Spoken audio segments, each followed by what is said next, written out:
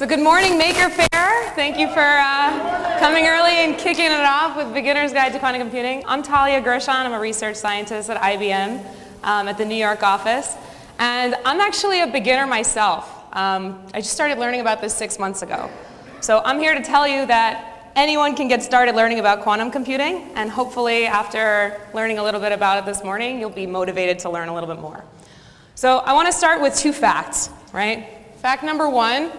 Classical computers have enabled amazing things. The internet, they're part of how I got here. I was able to fly across the country on a plane, right? The electronic giraffe outside, blaring music, right? Classical computers have enabled just amazing things. But one of the things we don't often talk about is all the things they can't do, right? We talk about all the stuff they can do. There's so many things they can't. So I want to start with two examples of things classical computers are really bad at. And maybe they can solve small versions of these types of problems, but by the time the problem gets big enough to be interesting, we just run out of computing horsepower. So the first example is optimization, right? Optimization is, I want to find the best solution to a problem among many possible solutions. Right? So here's a picture of a table. This is the table at my wedding. It's one of many tables, but you can seat 10 people around a table. You have 10 people over for dinner. How many different ways are there to configure 10 people around a table? Right? The answer is 10 factorial. Right? The number 10 seems so small, but 10 factorial is 3.6 million. There's 3.6 million ways to arrange 10 people for dinner. Right? Next time you guys have dinner with 10 friends, share that fun fact with them. Right? So when we go and do this, we consider some of the options. We make approximations, right? Because it's the only way we're really going to end up seating people at all. Right?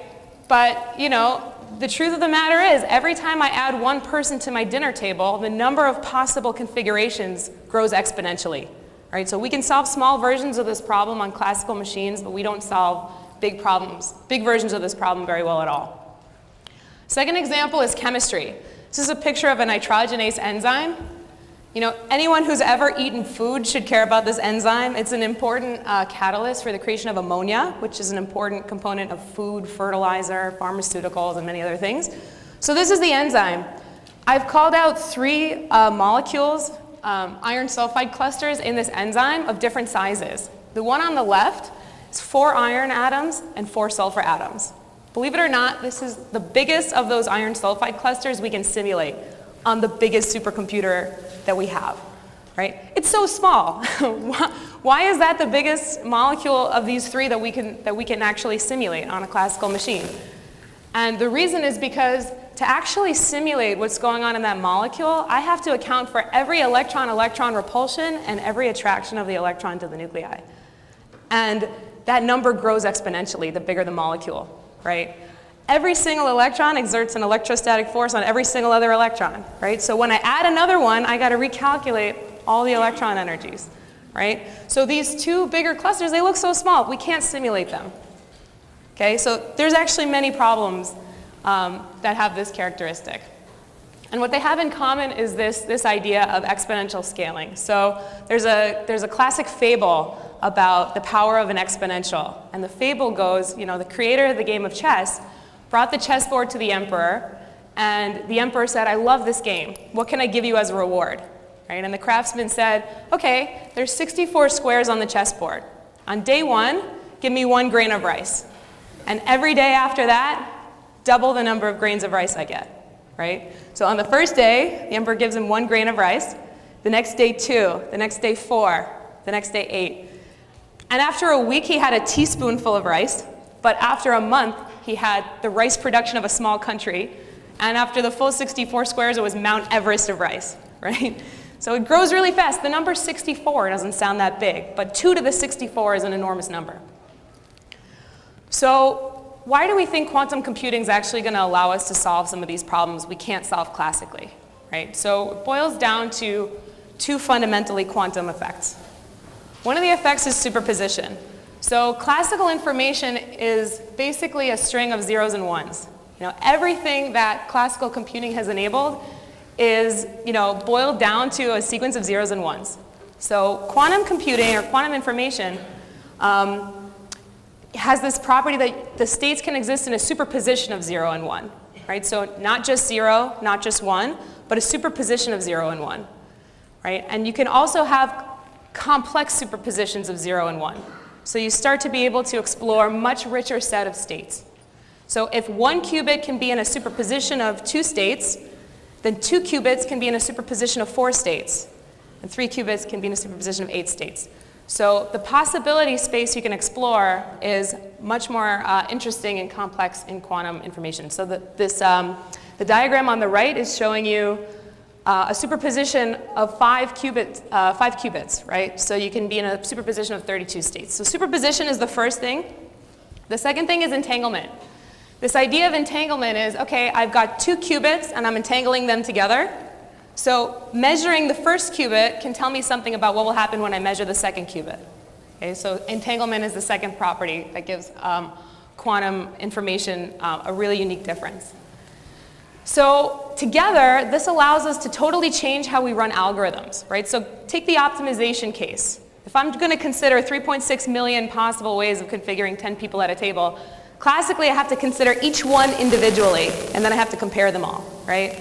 Here's how quantum computing is going to solve that problem. You take your qubits, you go into a superposition of all the possible states, all the possible configurations, and then when you encode the problem into your quantum computer, you're applying a phase on each of the states. The phase is, that kind of axis towards the center of that sphere you saw in the previous chart. You encode a phase on each of the states. And when waves are in phase, the amplitudes add. And when waves are out of phase, they cancel, right? So when you have noise-canceling headphones, what you're doing is you're creating noise that's exactly out of phase with the noise you're trying to cancel, right? So in quantum computing, you're going to go into a superposition of all these states. When you encode the problem onto the machine, you're applying a phase on each of the states. And then you're using interference. And you amplify some answers, and you cancel other answers. Eventually, you arrive at the solution. So it's just totally different, right? You just got to completely rethink how we're going to solve these problems, and that's kind of how quantum's going to do it. So it's obvious why the number of qubits matter, right? If I have 1 qubit, I can be in 2 states, and the more qubits I can be in a superposition of 2 to the n states. But another important factor is this error rate. Right? I have to be able to control what's going on in the qubits. If I have really high errors and all of my operations don't work out as I expect them to, then that's not going to really work. So we're promoting a new metric called quantum volume, where we're saying, okay, if you increase the number of qubits, you can get to higher computational power, but not if you have really high error rates. So we have to both move towards lower error rates and higher qubit count. Okay? So how do you actually build a quantum computer, right? This is how it should work theoretically. How do you actually go and do this in real life? So first of all, you have to have qubits that work in such a way that you can harness quantum mechanics. So we build basically artificial atoms. Atoms behave quantum mechanically. We build an artificial atom. And we make it out of a superconducting Josephson junction coupled to a microwave resonator. Okay, so this is what it actually looks like on the chip. You have these squares that are your qubits, and these squiggly lines are your microwave resonators, and inside of the qubit is a superconducting Josephson junction. And we got to cool this thing down to 0.015 Kelvin, where 0 is absolute 0, right? Room temperature is 300. This is significantly colder than outer space. And we talk to the qubits with microwaves. So this is what it actually looks like. This is how we talk to the qubits. We have inside of a dilution refrigerator, which you'll see on the next chart, we have all of these microwave cables that allow you to actually go and probe the qubits with microwaves. Okay? And this is what it looks like in the actual lab. So these giant white cylinders, these are our dilution refrigerators. And here you can see my friend Nick working on one of the insides of the quantum computer. So great that we can actually do this, but did you know you can play with one for free today, anytime you want at our booth? When you go home, you can go and you can play with an actual quantum computer. We've hooked up a 5-qubit quantum computer in the lab, through those microwave cables up out of the fridge through the internet, available to you at this website for free. So you go to this website. When you do, you're going to find 3 different user guides. One is for total beginners. The beginner's guide is no math, just concepts. We're going to show you visualizations of how the qubits work. We're going to walk you through early examples. What are the gates you can use? How do they work? How do you think about them? And then you go into the user guide. The user guide is going to show you some of the linear algebra you need to know. It's going to show you how algorithms work. We're going to give you a suggestion of 5 different algorithms you can run. We're going to show you what sequence of operations you need to actually implement that algorithm. And then when you're really interested, you're going to go into the developer guide. This is going to take you to our API online. It's a sequence of Jupyter notebooks that are written in Python. And you can actually send batch jobs to the quantum computer free. Just go and learn, right? We're putting it out there for you to learn. This is what it's going to look like when you click in to the Composer tab. On the previous chart, you know, there's 3 tabs. There's the Composer, the User Guides, and the Community. I'm going to talk about each of those. This is what it looks like when you click Composer. You're going to get to choose. Do you want to simulate it? You can choose to simulate, where you actually start with like 2 qubits instead of 5, because it's easier to get started learning with 2. Or you can simulate up to 20 qubits. We have a simulator up to 20 qubits. But let's click into the real device. So clicking in, this is the interface you're going to see. This is a picture of the actual chip that we have in the lab. You can see those 5 black squares are our 5 qubits. And the squiggly lines, again, are those resonators that we talk to the qubits with those resonators. And here we're giving you some information you may want to know about the qubits. What's the coherence time?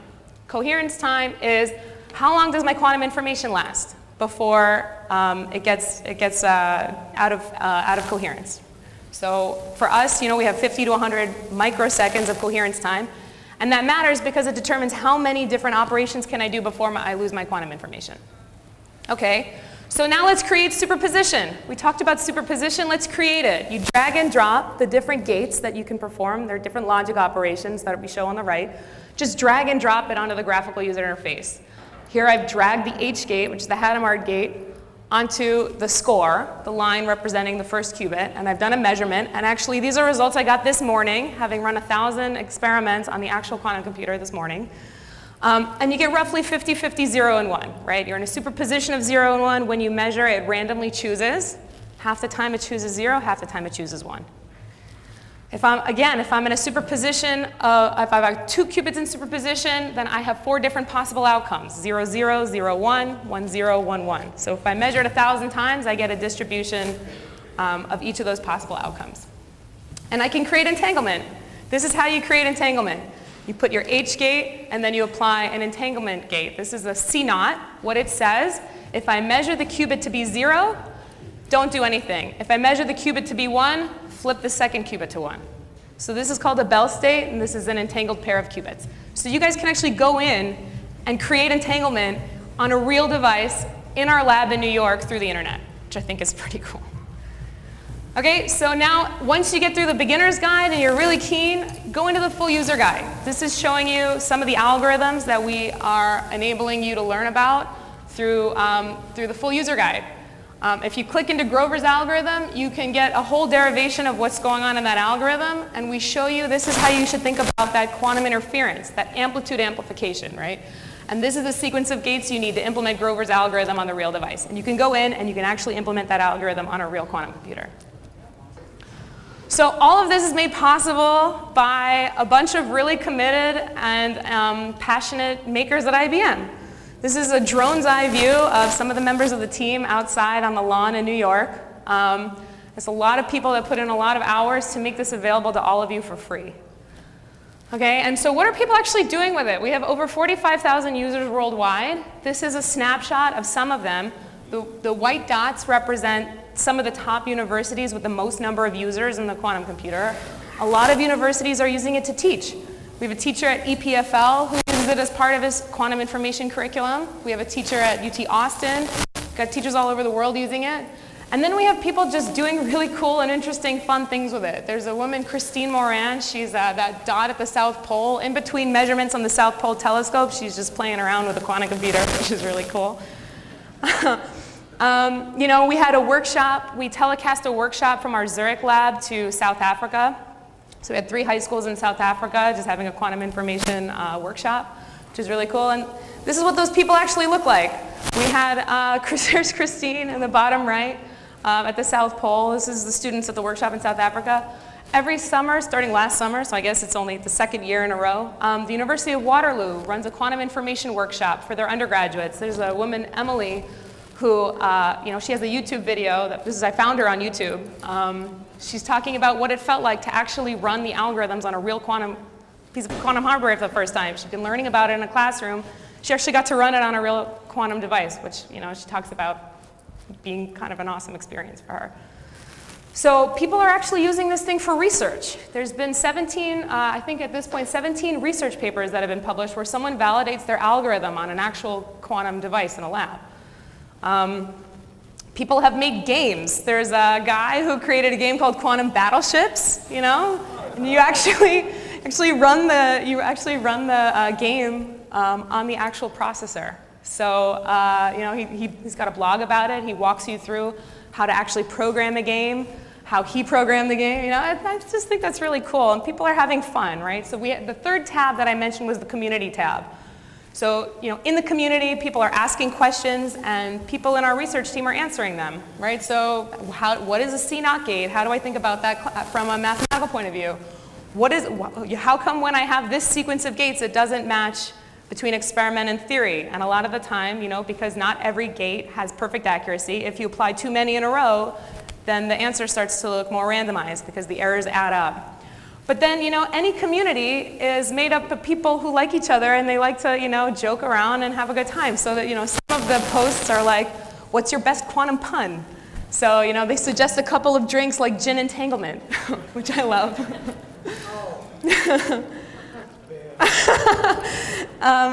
And you know, how do you implement rock, paper, scissors on a quantum computer? You know, we've all played rock, paper, scissors. There was a whole long discussion on one of the community threads. How do you actually implement rock, paper, scissors on a quantum computer? And actually, you know, I'm in the Slack channel where members of our team, you know, answer the questions. And there was like a whole discussion, an actual like theoretical discussion about, well, what is the best way to implement rock, paper, scissors? So, you know, it's just fun. You know, people are having a good time. And as of last week, we put a 16-qubit device online for beta users. So this is, you know, this is the most advanced public quantum computer available anywhere, and it's free. And if you want to sign up as a beta user, you can just go in and sign up. And you know, we also had an announcement where we doubled our quantum volume. So not only did we announce 16 qubits, we have another device with double the quantum volume. And there's a picture of Katie in New York in Times Square next to one of our quantum computers. So I encourage all of you to visit our booth. We have a booth in Building 2. You can come and learn. We have at least 2 different demos that explain to you how does a qubit work. We have a gyroscope, you know, that's supposed to be able to show you how to think about, you know, mapping a gyroscope onto this thing called a block sphere that you'll learn about in our beginner's guide. And we'll show you a demo of the experience, right? You can go in and you've got that 5-qubit interface. We've got it up at the booth. You can drag and drop gates. You can create entanglement in a real device online. And we've actually hooked up also some LEDs so that you can actually visualize the results of your experiments. You can run it a bunch of times and see how that quantum randomness, that arbitrary measurement of 0 and 1, if you're in a superposition, how does that actually look when you run it and you show the results with some LEDs. So I've shown you a bunch of stuff that we've made, and what I'd like is for all of you to go off and make something. You know, we've opened up this quantum computer, done it for a few reasons. One of the reasons is we'd love to know what you want to do with it. What are the things you guys want to do with it, right? We encourage all of you to go off and make something and share your ideas with us. And you know, we'd love to hear about it. So thank you all for your attention.